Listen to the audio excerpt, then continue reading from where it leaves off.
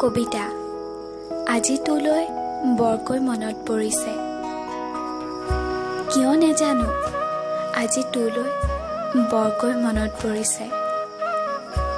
ইনবক্সটো খুলি বাৰে বাৰে পঢ়িব মন গৈছে তই দিয়া লাষ্ট মেছেজটো।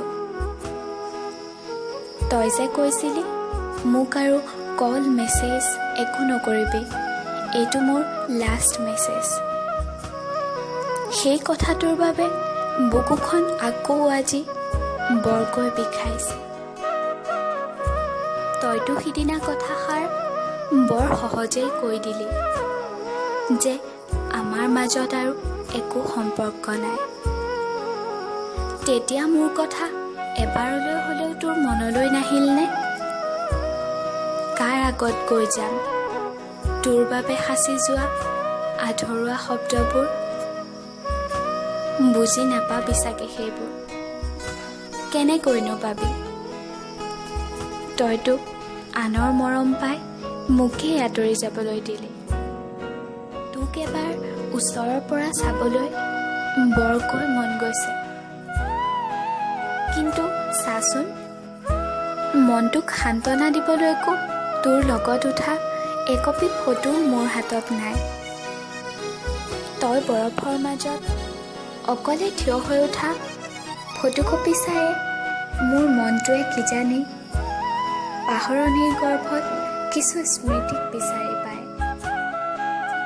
বাৰে বাৰে তোৰ নাম্বাৰটো ডাইল কৰিছোঁ, মাথো এবাৰ তোৰ মাতটো শুনিম বুলি, কিন্তু হাতৰ আঙুলিবোৰ থমকি ৰয়। সাহসেই নহয় তোলৈ কল কৰিবলৈ।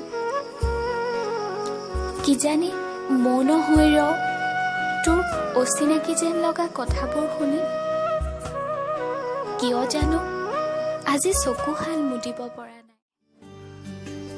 বাৰে বাৰে ভাহি আহিছে তোক প্ৰথম লগ পোৱা দিনটোৰ সোঁৱৰণিবোৰ,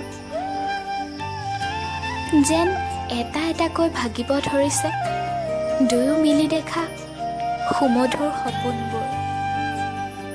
গভীৰ নিশা টোপনিৰ অনুপস্থিতিয়ে ভালকৈ বুজাই দিছে তোৰ মিছা প্ৰতিশ্ৰুতিৰ অৰ্থবোৰ। নকৰোঁ দে আৰু আমনি, তয়ে সুখী হ।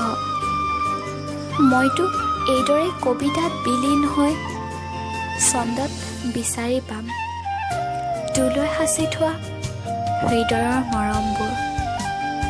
ধন্যবাদ।